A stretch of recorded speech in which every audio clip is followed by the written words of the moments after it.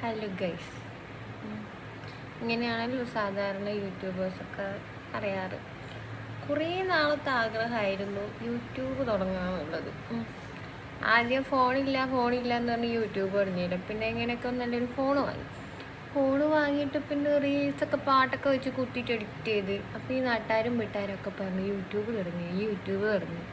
YouTube തുടങ്ങാൻ വേണ്ടിയിട്ട് സാധനമൊക്കെ എടുത്തിട്ട് ഏതൊക്കെ വീഡിയോ എടുത്തിട്ട് മറ്റേ വോയിസ് ഓവറൊക്കെ കൊടുത്ത്.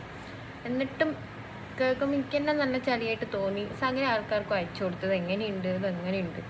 അയച്ചു കൊടുത്തപ്പോൾ കുറേണം പറഞ്ഞു കിഡ്, വേറെ കുറേണം പറഞ്ഞ് ചളിയാണ്, വേറെ കുറേ പറഞ്ഞൊന്ന് മാറ്റി ചെയ്തൂടെ.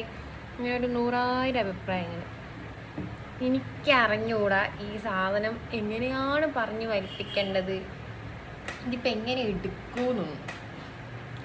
സത്യം പറഞ്ഞാൽ യൂട്യൂബ് എടുക്കുന്നത് നല്ല പണിയുള്ള പരിപാടിയാണല്ലേ. കേൾക്കുമ്പോൾ എന്താ സുഖം. ഇതൊരു 1500 പ്രാവശ്യമായി ഞാൻ ഓരോ വീഡിയോ എടുക്കുന്നു, ഓരോ വീഡിയോക്കും വോയിസ് ഓവർ കൊടുക്കുന്നു. ഭയങ്കര ഒരു ആർട്ടിഫിഷ്യാലിറ്റി.